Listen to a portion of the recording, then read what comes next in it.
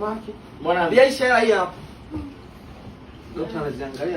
Angalia una nini sasa? Yaani mda kuchop. Eti mtu akuchop kwa. Sasa hii si jamani adhabu. Bwana biaisha nisikilize. Malaika anapewa hela mpaka hivi kweli. Usije tena hela ukampa huyu bwana, hela za kwako. Anazihesabu 1, 2, 3. Anazihesabu. Yaani hizi hela hizi. Mwanangu ndio hizi nilizungumiwa kuuza gari.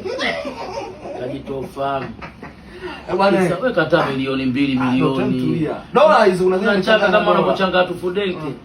Mtoto kama unaacha milioni. Yaani angalia. Mtu wangu kashahesabu isikushushe roho hiyo. Iko bei gani karibia anatonia. Laki 2 hiyo misa. Mtu ana apartment, anauza nyumba kupitia sisi kelele. Eti anaika laki 2. Nenda mke wangu. Nichukue kwanza hela yenyewe ya mtu fudenke inaweza kaimeyuka hapo tena kwenda kutafuta na ubaya. Ichike kwanza hela hiyo. Ikunje mara 3 ifanye hivi. Ikunje kama vile unasonga ugali kwanza ujue hela.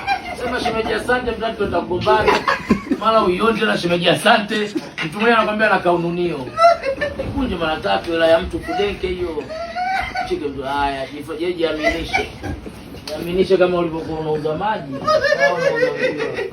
Kwanza ukishika kama unafanya hivi. Unaiangalia kweli. Tajiri. Na sasa anakula kijiti ndio anakoa kweli. Kijiti hicho. Tukale tu.